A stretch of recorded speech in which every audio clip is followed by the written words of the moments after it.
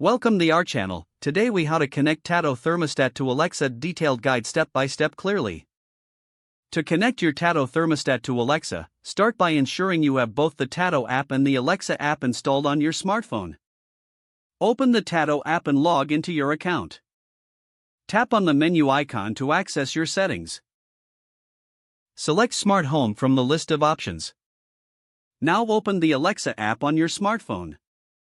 In the Alexa app, tap on the device's icon located at the bottom of the screen. Next, tap on the plus icon in the top right corner. Choose Add Device from the menu that appears. Scroll down and select Thermostat. You will see a list of compatible brands. Find and select Tado. The Alexa app will prompt you to enable the Tado skill.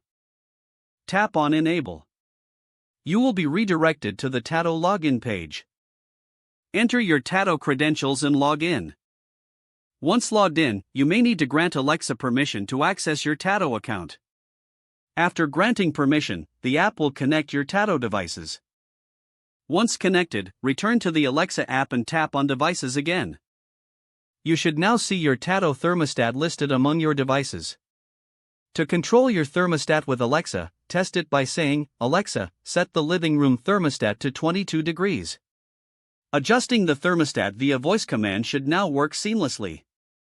If you run into issues, try unlinking and relinking the Tado skill in the Alexa app. Stay patient as it may take a moment for devices to sync.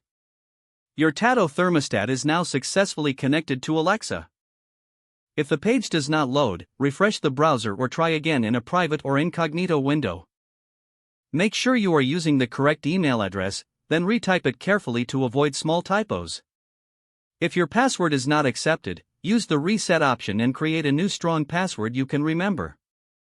Check your spam folder for verification or security emails, then complete any requested confirmation steps.